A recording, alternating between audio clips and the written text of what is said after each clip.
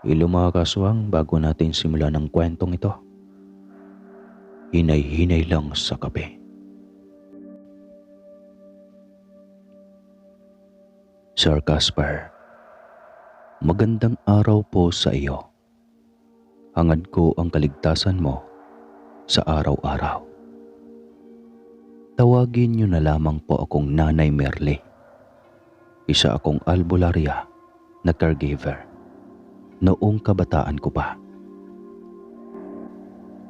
At dahil pinasahan ako ng aking lolo ng ilang talisman at ang mahiwagang libreto na may kakayahang lumaban sa lahat ng uri ng aswang at mga elemento, gayon din ang mga alagad ng demonyo.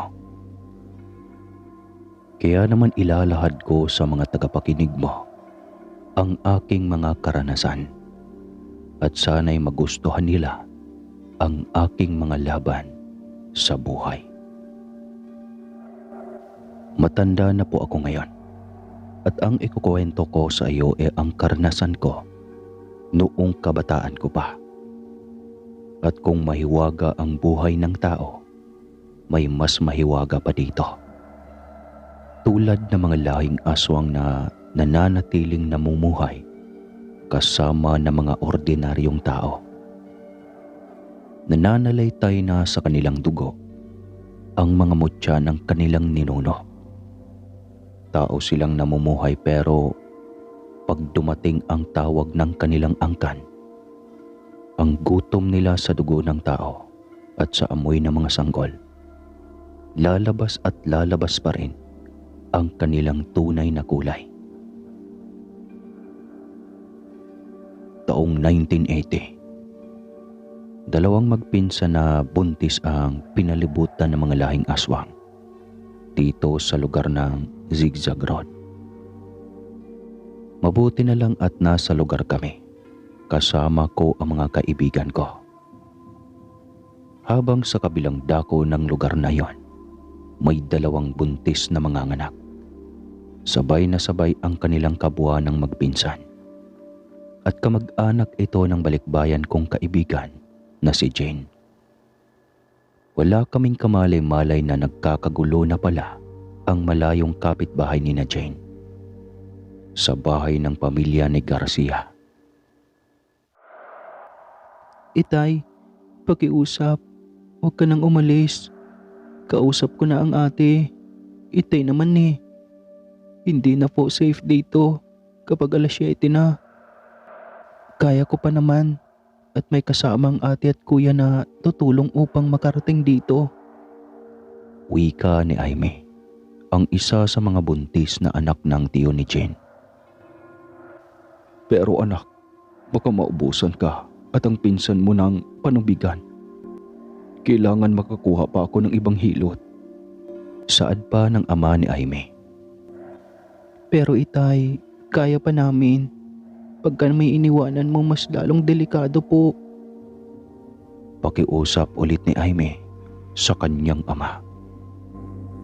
Teo, kaya namin. Relax lang kayo. Wika naman ni Lerma, ang isa pang buntis sa tahanan ng mga Garcia. Nagkataon na nagsabay silang manganganak na magpinsan. Ewan nga ba, bakit nagkasabay ang dalawang buntis na mga anak at gabi pa nung mangyari? Kaya naman napakadelikado.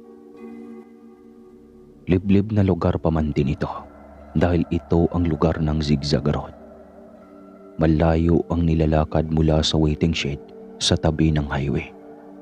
At ang mga asawa nila ay nasa trabaho sa Maynila at buwanan kung umuwi. Lubak-lubak pa ang mga daanon bago marating ang liblib na bahay ng mga Garcia. Kaya nagpanik ang lahat. Kaya maaga pa ay dapat kumuha na sila ng hilot. Sinundo na ng kapatid na binata ni Aimee ang kamag-anak nilang hilot. At yun nga ang hinihintay nila. Hanggang abutan na ng gabi sa daan. At nagsimula na ang kanilang kinakatakutan. Sa di kalayuan naman ay may handaan. Nandito kami at nagkakasiyahan. Isang balikbayan nga ang kaklase kong si Jane. Caregiver din na kagaya ko. Cheers! Sigawan naming magkakaibigan. Marley, ay iyanong tagal na nating di nagka-chikan ha. Ayaw mo kasi mag-abroad ay. Hindi bale, magkakasama naman tayo ngayon. Dito ang mission ko dyan sa Pinas, kaya ayaw kong mag-abroad. Sagot ko naman. Gabi na pala. Puna ng isa ko pang kaibigan. Okay lang yan.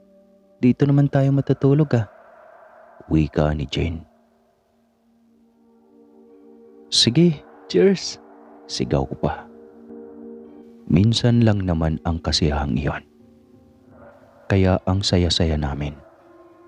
At habang masayang masaya ang lahat, wala kaming nararamdaman kundi masaya lang kaming lahat.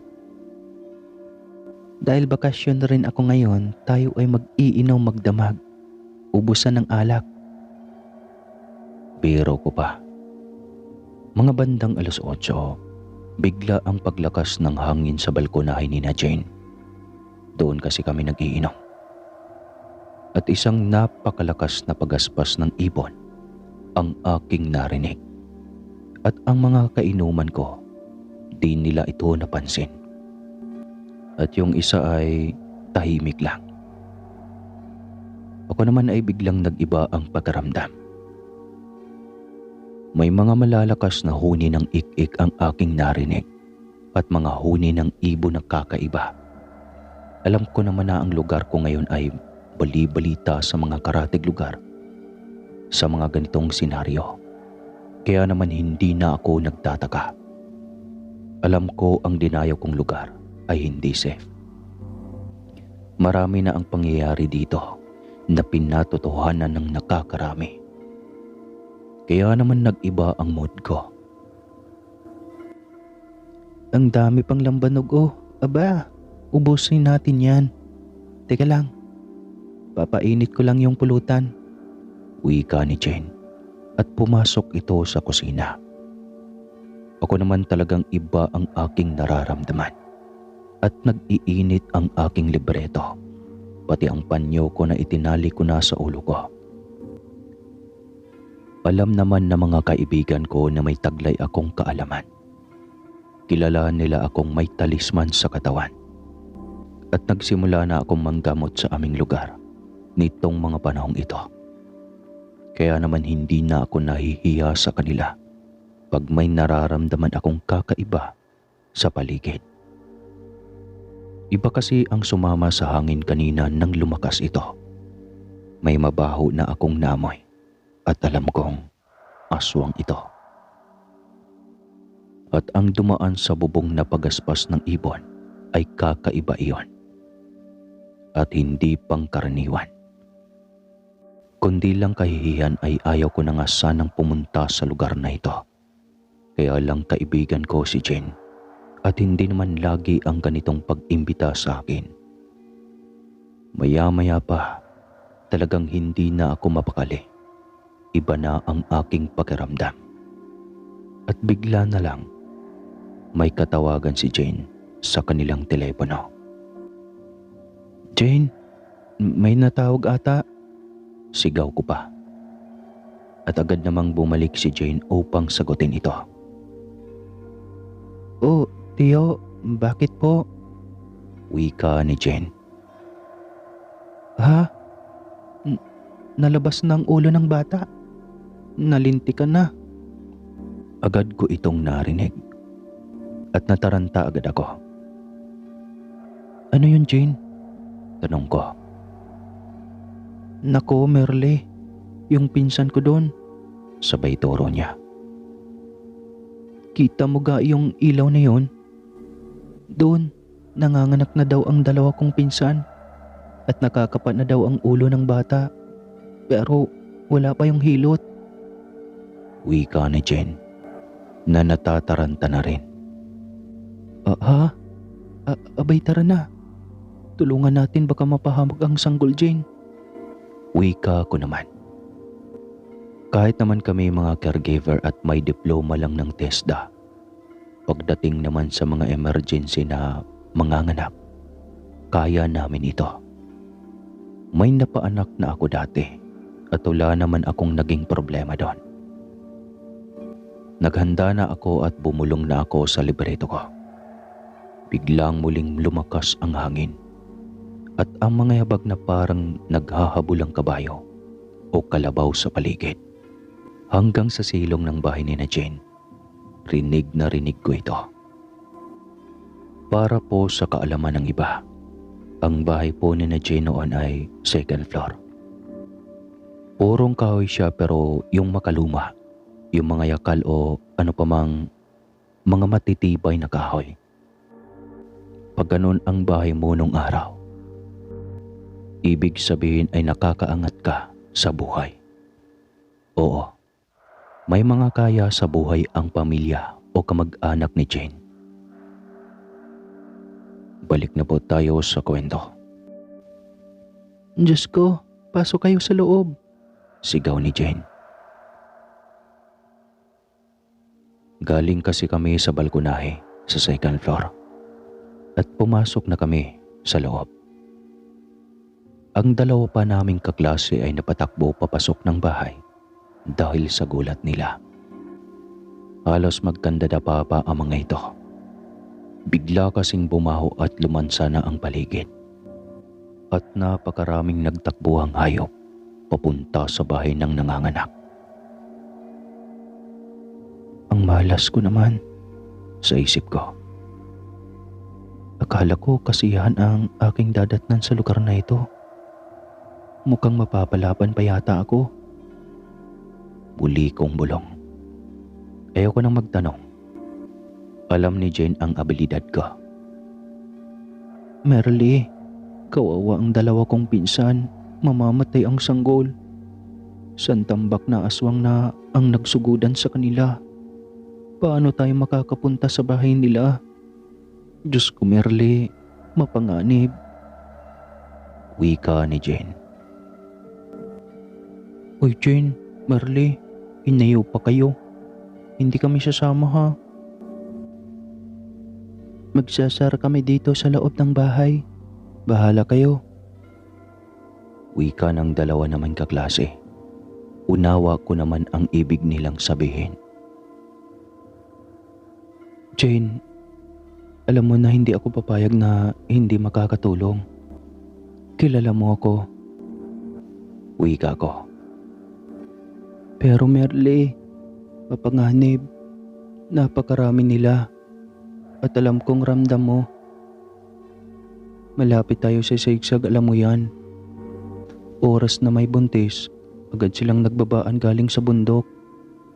Merly, delikado. Lumayo kayo sa akin. Layo! Sigaw ko. Agad akong nag-orasyon. Umupo at binuksan ko ang libreto ko. At umusal ng dalangin sa isang gabay. Patungkol sa tagabulag at bantay para sa kaligtasan ng mga nasa kagipitan. Kaya naman naunawaan nila Jane ang aking ibig sabihin. Kilalanan nila ako mula noon pa man. Matapos ko ang aking orasyon, tinanong ko si Jane kung kaya ba niyang tumakbo. Kita ko naman ang ilaw, malayo. Oo, pero kakayanin. At hindi na muling sumagot si Jane. Napapaisip ito. Pero dahil kamag-anak niya ang dalawang buntis, agad itong nagsuot ng jacket. At pinaghanda ko. At sa kanya ko itinali ang panyo ko. Dinala niya ang puntot pagi, asin, at kutsilyo. Tig-isa kami. Ginawa kong kwintas ang aking libreto na napakainit na mga oras na iyon. Umusal ako ng dasal sa aking gabay. Jane, tayo ay nasa ilalim ng orasyon ko, ang tagabulag. Ligtas tayo pagtakbo. Huwag na huwag kang lilingon at huwag kang titingala. At huwag kang bibitiw sa hawak mong buntot pagi. Hindi tayo lalakad ha. Tatakbo tayo. Mauna ka na. Nasa likuran mo ko. Sigaw ko agad. Oo, Merle. Diyos ko. Usal ni Jen. Alam kong takot na takot si Jen. Pagbilang ko ng 3, tatakbo tayo. At kayong dalawa, magsaboy kayo ng asin sa paligid ng bahay. At isara ang pintuan. Huwag na huwag kayong magbubukas ng pinto hanggat hindi ako nakatok at tinatawag ang mga pangalan ninyo. Intindi niyo ba? Oo, Merle. Sagot ng dalawa na nanginginig na sa takot. 1, 2, 3. Sabay kaming tumakbo ni Jen. Nagyapak na kami ni Jen. Hindi man magubat ang daanan namin. Ramdam ko pa rin ang matutulis at magaspang na mga tuod ng kahoy na aming dinadaanan. Masakit sa paa pero kaya naman. Bilisan mo ang takbo, Jane.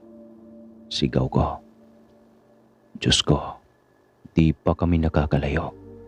Kitang-kita ko na ang mga halimaw na nagsabitan sa mga puno.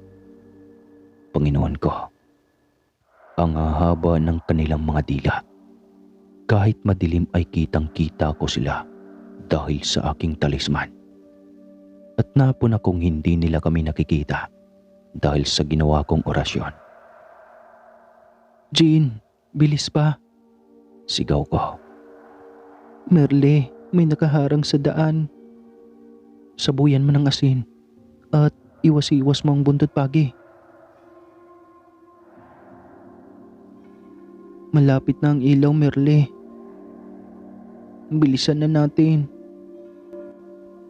Ang dumi-dumi na namin sa pawis at mga kung anong tubig pa. Laway na nasama sa hangin. Pagod na kami na halos 20 minutos na kaming nagtatatakbo. Medyo paakyat kasi ito. Akala ko nga ay malapit-lapit lang ang bahay na iyon. Yun pala ay medyo kalayuan din. Halos madapa na si Jane. Marami talagang humahawak sa paa namin kahit hindi kami nakita. Talaga lang na nakaharang sila sa daan. Hindi ko na alam ang aking nilalakaran. Wala kasi silang kapitbahay na malalayo. Wala kasi silang medyo malapit lang na kapitbahay. Malalayo ang agwat ng bahay noon. Kaya naman napakadilim ng paligid. Nakapana ni Jane ang bakod na kahoy at sumigaw ito. Tio, si Jane ito. Buksan mo ang pintuan. Bilis po. Agad namang bumukas ang pinto. Ganon din ang klase ng bahay ng mga Garcia. May taas at baba. Gawa sa kahoy. Pasok kayo, Jane.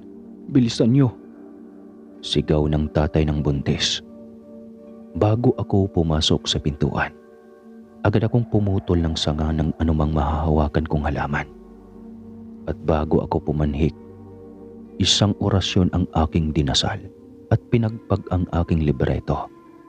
Kasama ang pinutol kong mga sanga at nagsaboy na din ako ng asin sa labas ng pintuan. Rinig ko ang halinghing na mga nakasabit sa puno. Diyos ko, ang dami nila. Alam kong galit na galit ang mga ito. Ang lalaki nila at ang lalakas ng pagaspas. Merle, tulong. Sigaw ni Jen. Agad akong nagmadali ng pumasok sa loob at nakita ko na lumabas na ang ulo ng sanggol. Agad kong pinasigurado na sarado na ang lahat ng pwedeng pasukan ng kahit anong nilalang na nag-aabang sa labas. Pinabudburan ko ng asin ang bawat bintana at pintuan. At ang buntot pagi ay aking pinahawakan sa ama ng nanganganak. Ang isa pang nanganganak ay nagsisimula na ding lumabas ang panubigan. Ang sanggol ni Aimee lumabas na at nakaraos at buhay ang sanggol. Rinig na rinig namin na halos sirain ang bubong na yero ng pamilya Garcia. Binubunggo ng malalaking parang higanting paniki at pilit na sinisira ito. Dash ko, itay. Ang anak ko. Sigaw ni Aimee. Agad akong pumilas ng kunting papel sa libreto ko at itinapal sa bata. Lalong nagwawala sa silong ang mga hayop na nagtataka naman ang ama ni Aimee. Bakit may baboy sa ganong oras? Diyos ko, ang daming aswang. Gutom na gutom sila. Wika ng ama ni Aimee. Si Lerma naman ay nagsimula na ring manganak. Lumabas na rin ang ulo ng bata. Buti na lang ay marunong si Jane dahil nag-aral din ito ng pagkakamadrona sa TESDA. Kaya sanay din ito. Hanggang sa nagsigawan ang lahat ng may biglang bumagsak na malaking tuko sa tiyan ni Lerma. Mabuti na lang at naagapan ito ni Jane. Naitapon ito sa dingding at nasaktan. At nang aking hipan, agad itong naging tipaklong. Lumipad sa kawalan at naglaho. Sa labas ng bahay ay nagkakagulo ang mga asong nag-aaway-away ang mga ito. Nakaabang sa mga ninuman ng dalawang nanganganak. Maya-maya pa ay tumawag ang kapatid ni Aimee na kumuha ng hilot. Na ikinagulat naman ng ama nila. Tay, nasiraan po kami sa zigzag. Wala kaming mahanap na vulcanizing. Lakad kami ng lakad, di kami makaalis sa lugar. At may sumusunod sa aming malalaking aso. Kaya nagkulong kami sa sasakyan at, Itay, kumusta na po ang dalawa? Wika ng kapatid ni Aimee. Huwag na kayong mag-alala. May tumulong sa amin ang pinsan mong si Jane. At may kasama siyang kaibigan. Mga caregiver sila. Mabuti na lang at marunong sila. Nakakangilaw at nakakapangilabot ang mga naririnig naming mga atungal ng mga aswang. Nahayok na hayok sa amoy ng dugo ng nanganganak. Kung hindi kami tumulong ni Jane, malamang ay mamamatay ang mga sanggol. At baka maging ang dalawang ina ng sanggol ay mapahamak din. Habang nagbabantay kami sa bintana at pintuan, kasama ang tiyuhin ni Jane, naitanong ko sa kanya kung matagal na bang ganon sa lugar nila. Buhat nang humirap ang buhay namin dito, mas lalong dumadami ang mga tiktik. Hindi kami ganito sa lugar namin noon. Ngayon lang ulit sila nagutom. Buhat ng eleksyon, dumami sila sa bundok. At dumami ang mga dayo sa lugar na ito. Diyos ko, magdasal tayo. Sambit ng ama ni Aimee. Ako'y sumasabay naman sa dasal na alam ko. Nagtira ako ng dahon na nakuha ko sa daan at pautay-utay ko itong pinipilas. Sigawan ng mga ik-ik sa mga puno. Lahat ng mga nakadapo, nasasaktan sila. Ik! Ik!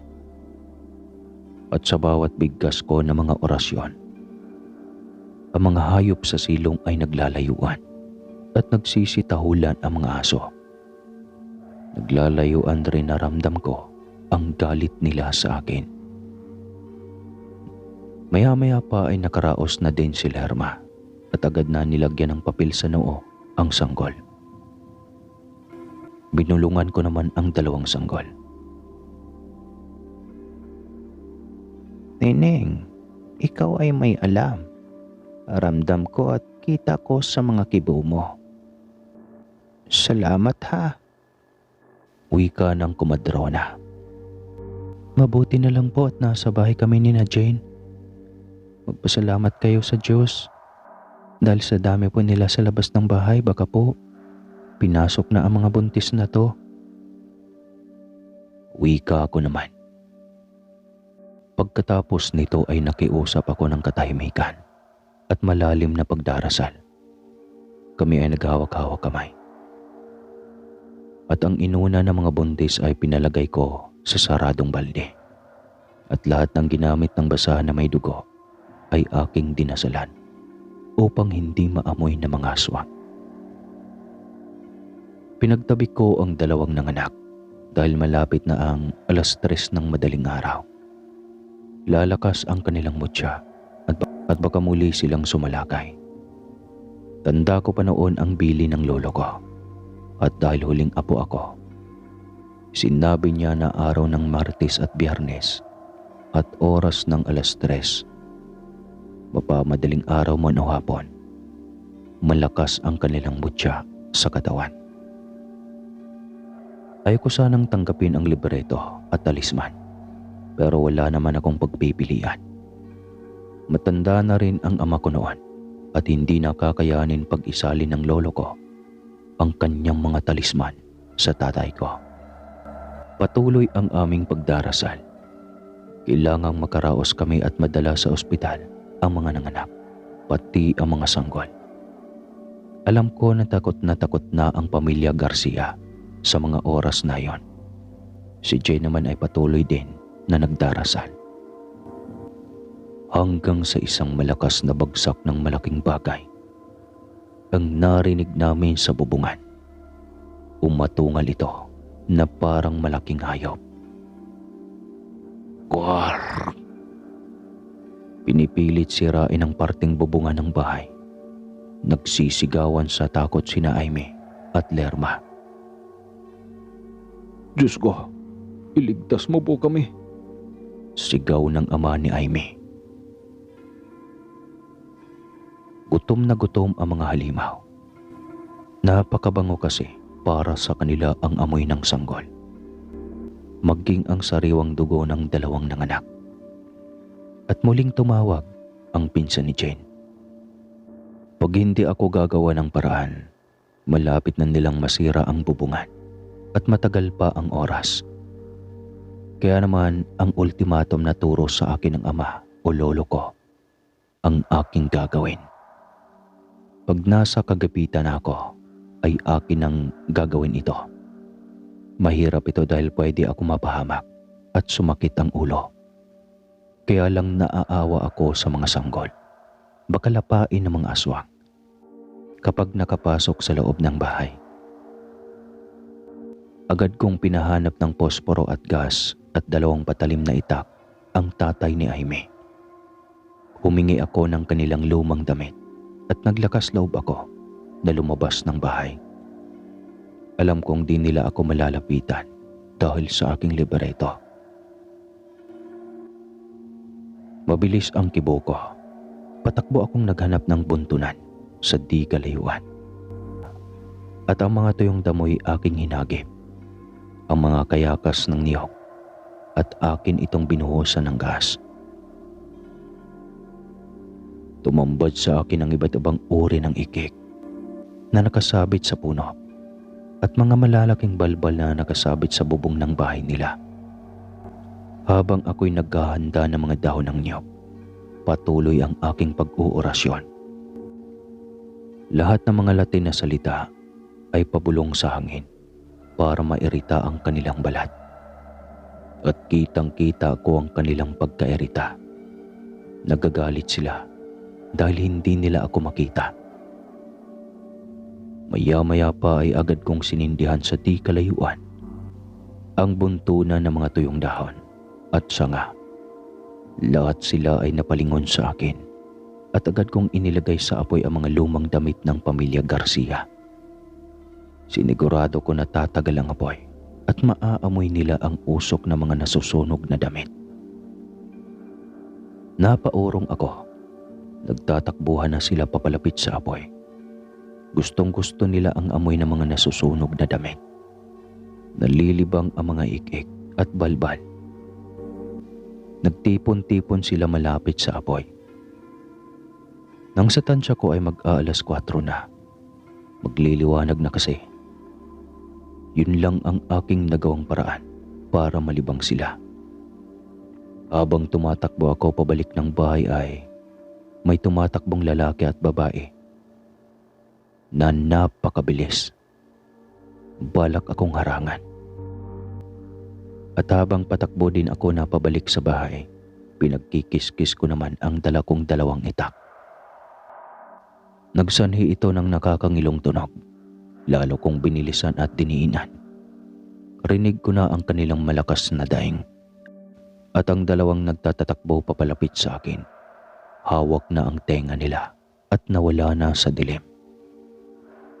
Maging ang mga natirang balbal na aswang na nasa bubungan, nagtakbuhan patungo sa apoy. Sarap na sarap sila sa amoy ng usok, na tila pagkaing napakasarap iyon sa kanilang pangamoy. Sensitibo ang kanilang pandinig, ayaw nila sa maiingay. At matitinis na tunog, lalo na ang tunog ng mga metal. Mahalaga ay nalibo ko sila at naabala.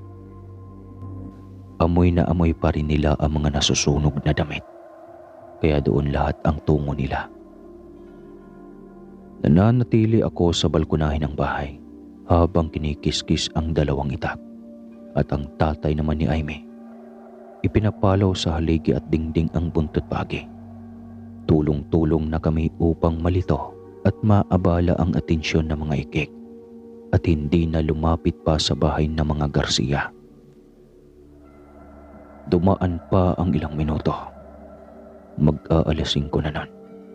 Salamat sa Diyos. Nagsisimula ng lumiwanag at ramdam kong nag-aalisa na sila. Galit na umaalis isa-isa ang mga ito. Marahil ay gutom at gustong magiganti. Sinisilip ko ang babae at lalaki na parang leader ng mga ito na nakatanaw sa bahay ng mga Garcia. Wala naman silang magawa. Di pa rin ako tumigil sa pagkiskis ng dalawang itak. Lumipas muli ang mga oras. Sa tansya namin ay pasado 5:00 na nun. Umalis na ang kapatid ulit ni Aimee at nagpasama sa mga ilang kakilala niya. Maya-maya pa ay bumalik sila. Sinamahan pala siya ng mga kamag-anak niya na kunin ang sasakyan at aayusin nila. Samantalang sa bahay naman ay sinumulan na nilang buksan ang mga bintana. Ang mga sanggol ay malusog at ligtas sa paglusob ng mga ikik. Salamat sa inyo, Jen, Merle. Wika ng tatay ni Aimee. Ang dalawang nanganak, walang tigil ang paghingi ng pasasalamat sa amin ni Jane. Maya-maya dumating na ang mga taga-health center. At hindi na dinala sa ospital ang dalawang nanganak. Malusog naman daw ang ina at sanggol at wala na daw silang nakikitang panganib. Tinanong pa kami ng mga taga-center kung kami daw ba ay mga nurse o kumadrona talaga. Sabay pa kami ni Jane at sinabing caregiver kami.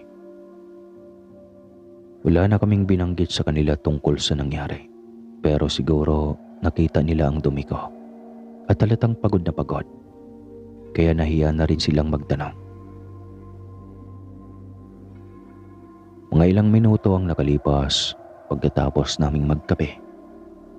Nagpaalam na kami at nagtatawanan pa uwi ng bahay nila Jane. Mate, grabe. Grabe ang ating pinagdaanan kagabi. Aba, tanggal ang lasing ko ah. Wala ka pa rin kopas, Merle. Biro pa ni Jane sa akin. Dito na rin ako nakaramdam ng pagod at antok.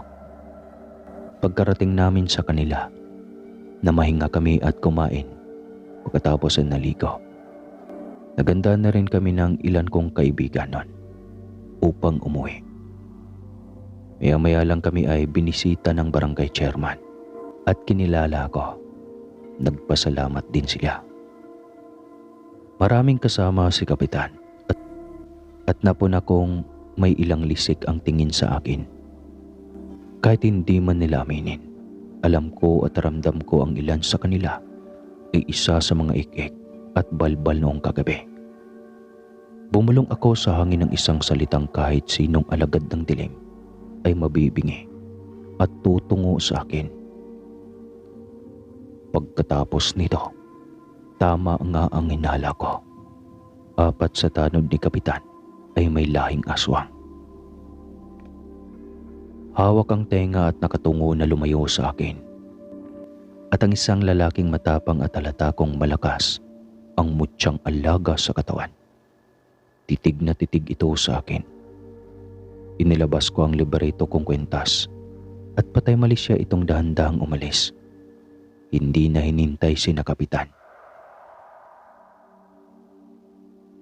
Sa totoo lang, ayaw ko naman ng gulo. Iginagalang ko din naman sila. Kaya lang kung inakala nila na kaya nila ang lahat ng tao, nagkakamali sila.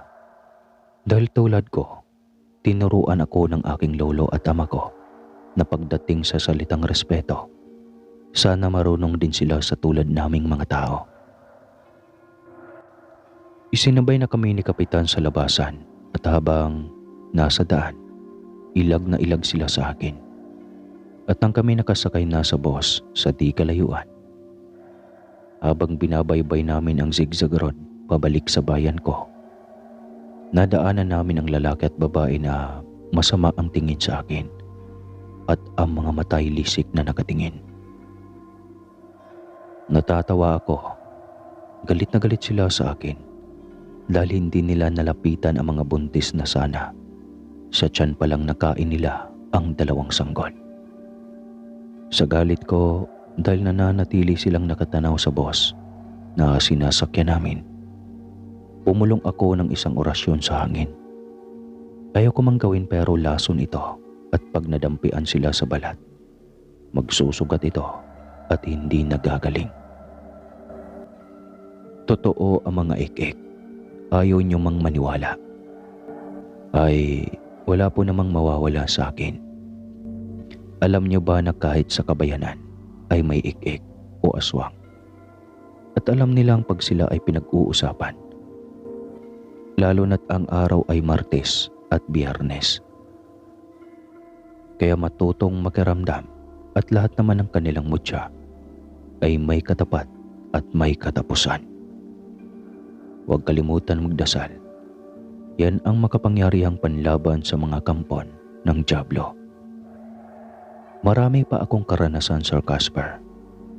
Mga isang araw, ipapadala ko ulit sa iyo ang aking mga kakaibang pakikipaglaban sa mga halimaw na nakasalamuha ng mga tao. Hanggang dito po muna. Salamat sa aking apo dahil pinagbigyan niya akong isulat ito. Ingat mga kaswang at huwag kalimutan magkape.